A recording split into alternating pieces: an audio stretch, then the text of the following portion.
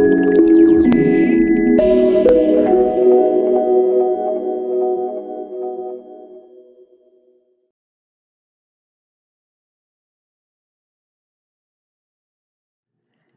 and peace. Welcome to Judah's Roar Domestic Violence Awareness Initiative YouTube channel.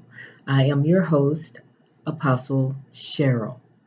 Today's topic is, I'm a DV survivor. Should I share my story?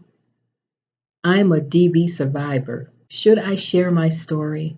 Don't I have a right to do that? But before we get started, I want you to take a few minutes, check down here below the video. Make sure you click that subscribe button if you've not done so already. Share this video even as you are viewing it. That's one way that you can help us in our quest to end domestic violence. Okay? Click that bell for notifications after you subscribe, and that way you'll be notified every time we upload a new video. We upload a new video every Sunday evening at 4 p.m. Central Standard Time. Thanks for taking a few minutes to do that. Okay, let's get started. The topic is, I'm a survivor. Should I share my story?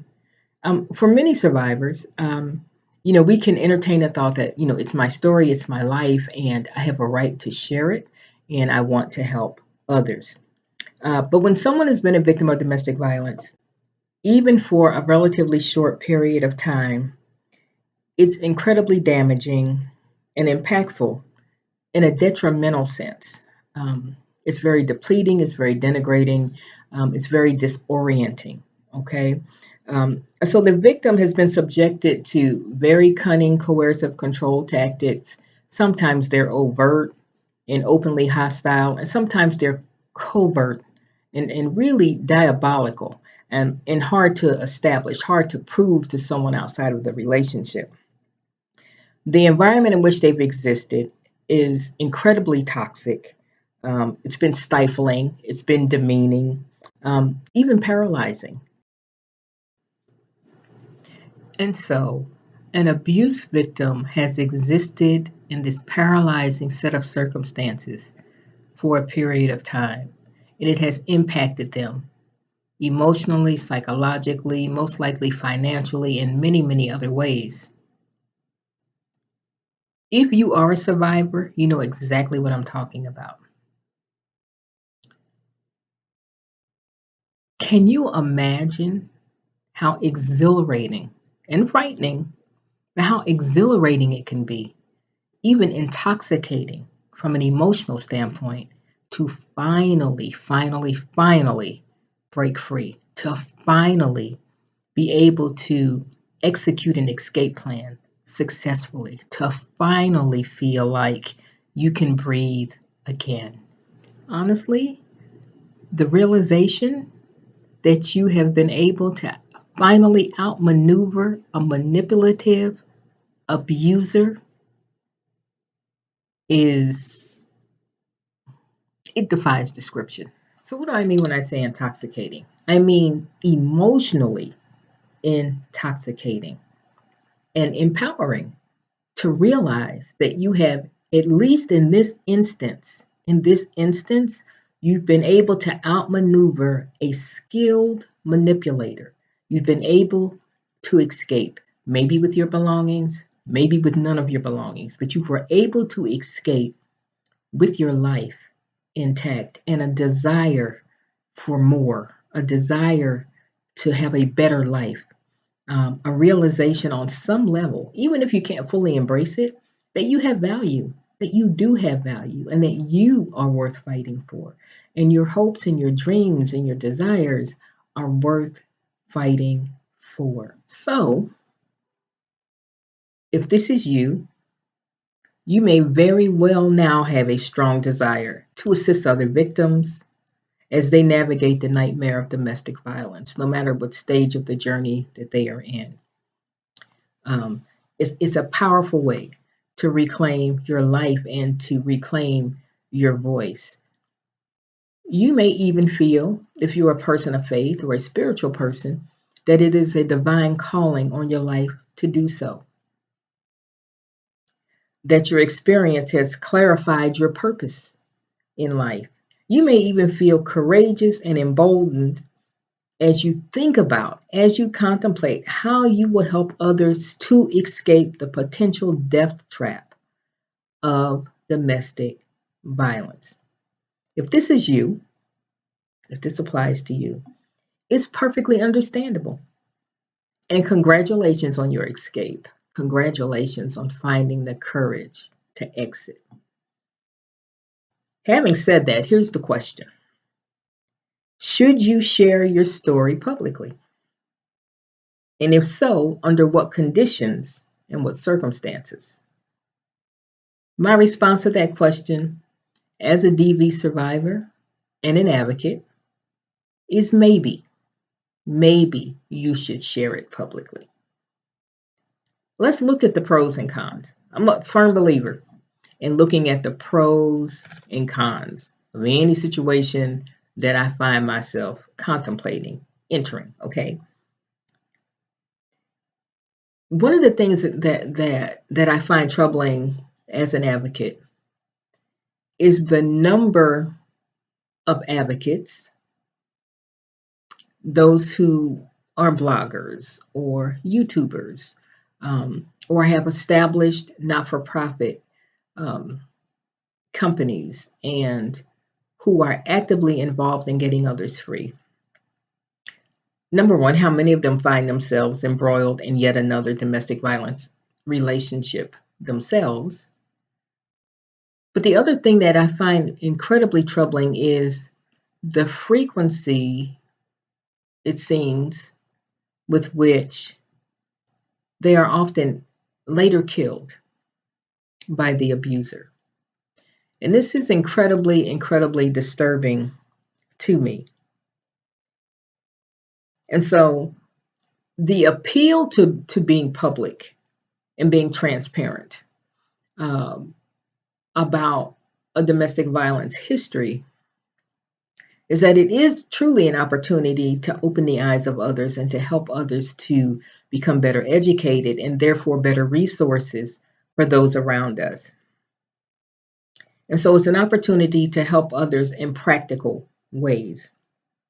What better way to reclaim your voice, right? What better way to reclaim your life than to shout it from the mountaintop that you are a survivor and to share details of some of the abuse that you have experienced and how it impacted you and how it is in fact possible to exit and to rebuild your life and to rebuild your voice and to overcome that fear of speaking up.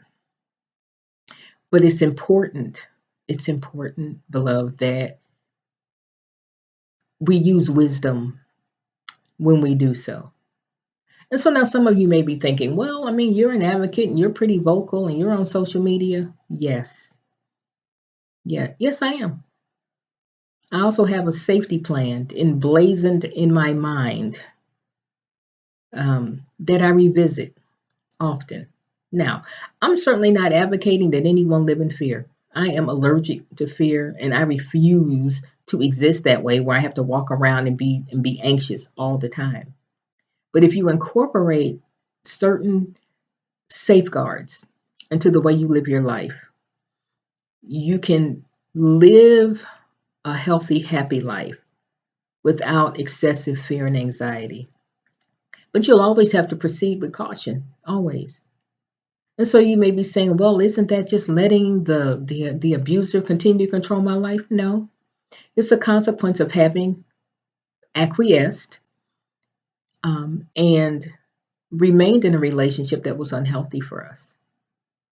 And so it's how you can live a healthy, happy life is to have a safety plan.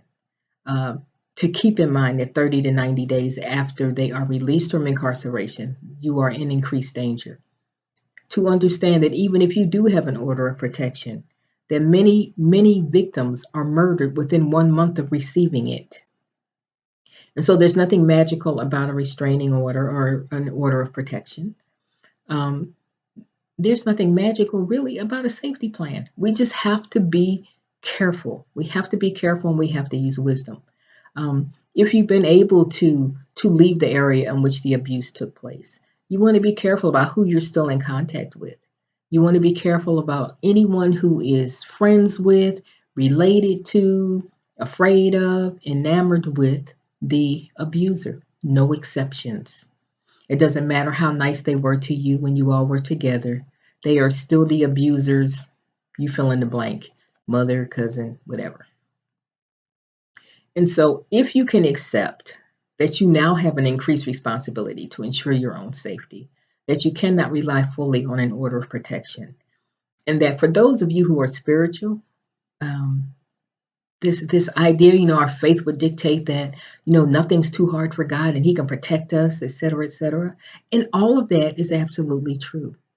But there are consequences for our choices. And being in a relationship that has become abusive, the best analogy I can think of, it's not very romantic. It's like stepping in dog poop. Have you ever done that? Have you ever stepped in dog poop and tried to get it off your shoe? You can rub your foot in grass, you can rub it on the curb, you can scrub it, and it seems like you can still smell it. And sometimes the only solution is to just write it off and get rid of the shoes, right? And so, a relationship like that, an abusive relationship, is not unlike stepping in dog poop. Okay. Sometimes you can get that residue off, and sometimes you feel like seems like you can still smell it. It smells terrible. So, what am I saying? Make sure that you have safeguards in place if you're going to go public. Make sure you don't expose yourself to a lawsuit or some such thing because there's no record of the things that you're talking about and you're naming names, et cetera, et cetera. Don't allow your goal to be to infuriate the abuser or to retaliate against the abuser. That's a different goal altogether than trying to help others. Okay. Am I saying don't talk? I'm not saying that. I'm not saying that at all. Y'all know I talk all the time. I give details too. Okay. But if you look at my social media platform, you don't really know where I am. You don't really know where I am. Um, if I check in, for example, anywhere, at an airport, wherever, I'm not there anymore. I'm not there anymore. Okay. These are things that I've just built into my life. So I do it without even, it's not anything that I have to concentrate on or focus on. There are certain safeguards that I have made part of how I live. And I've done this for the past 18, 19 years. Periodically, that critter will try to surface. I don't respond ever. Ever, ever, ever, ever, ever, ever, ever. Never. There are no circumstances under which, none, that we will ever have another conversation. We have absolutely nothing to talk about. Okay. So, arguably, going public is a great way to reestablish your spiritual position, right? If you're a spiritual person, it's important to you if you are a person of faith or consider yourself a spiritual person. It is puts you in the mind of redemption, right? Coming back, a phoenix rising from the ashes. Um, it's an opportunity to demonstrate for others that you can actually move forward and have a productive life. And all of these are legitimate outcomes and very powerful, all things considered. Having said that, it's critically important that you consider your personal safety, and not only your personal safety, the personal safety of those that the abuser knows you hold dear, that are near and dear to your heart. Because depending on what kind of critter you were involved with, no one is off limits. No one is off limits, okay? You must be mindful of this for as long as the abuser lives, for as long as they're alive, for as long as they're breathing and walking the earth, you need to be mindful of your personal safety. Why do I say that? Because often, if they experience some hardship or yet another broken relationship, or the next victim wakes up and decides to exit, it's not uncommon for them to circle back and blame the previous relationship for having started this string of unfortunate events in their life, right? Um, And so understand that you're always a possible target. Always. Am I suggesting that you walk in fear? If you know me, you know that is not the case. You know that is not the case at all. Okay. And I personally refuse to function that way. I refuse. I'm gonna master my environment before I walk around scared all of the time. Okay. I am strongly urging you to use wisdom and to proceed with extreme caution regarding when and how you share your story. Um, Now, if you peruse our YouTube channel, we have many interviews that we've done with victims. Sometimes they say their name, sometimes they don't. Sometimes you can see their face, sometimes you can't. Sometimes they give details, and sometimes there's not quite as much distinguishing information shared. Even when we've done our panel discussions, and we've always cautioned our panelists to share only what they're comfortable sharing. Um, and anything that they felt that they could not safely respond to, they certainly should not respond to it, because safety, your personal safety, is the most important thing. We can't advocate, we can't help anyone if we're dead. Okay. And I submit to you that you are a more powerful advocate alive and thriving. So develop a safety plan if you're going to be advocating that address the risk that you are taking by going public. Do not underestimate the abuser's commitment to not being viewed in a negative light. Do not forget that had they been a reasonable individual, you could have stayed in that relationship and been healthy. So don't expect them to be reasonable about your right to go public. This is particularly important if you decide to provide specific identifying details, dates, and information. You have to determine, and this is a personal decision, how much potential danger is acceptable. Only you can determine this. Are you prepared for whatever the abuser decides to do? Whatever they may decide to do. Okay? My military experience, first as enlisted and then as an officer and a commander, was to prepare for your most stringent tasking. So if you prepare for the absolute worst case scenario, okay, that's the best that you can do.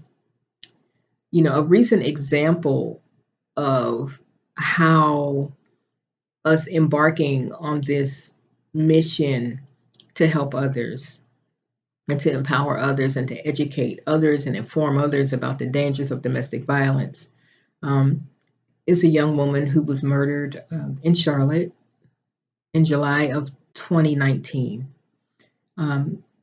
And she collaborated with some other women, and they wrote a book, and each of them wrote a chapter talking about their hardships, their struggles, the obstacles that they've overcome. And her particular chapter addressed domestic violence. And she talked about how toxic the relationship was. And she talked about how God had not really approved that relationship, that she approved it. And so that's how she found herself in it. She moved away for a time, a year or so, and then she returned back to Charlotte. My research indicates that she then found herself involved in another relationship. She had a live-in boyfriend, and it was a toxic relationship. And the day before, this book that she played such an important role in was available for pre-order. The day before the announcement was made about the book, her live-in boyfriend murdered her. So why am I sharing this? She'd written this very powerful chapter about domestic violence and getting free and rebuilding your life.